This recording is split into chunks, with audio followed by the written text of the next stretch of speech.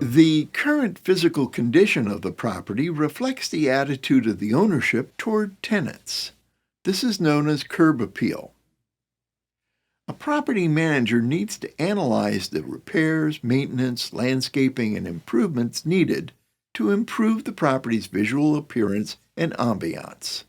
Then they can determine the amount of cost involved for the upgrade and the amount of rent increase the upgrades will bring in. A prospective tenant's immediate concern when viewing rental property will be the appeal of the landscaping, the freshness of the interior and exterior paint, and the overall care and tidiness of the premises.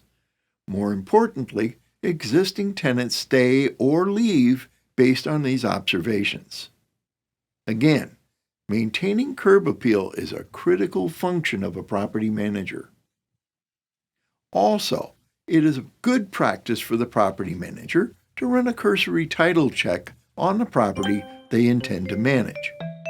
Title check, commonly called a property profile, is supplied online by title companies.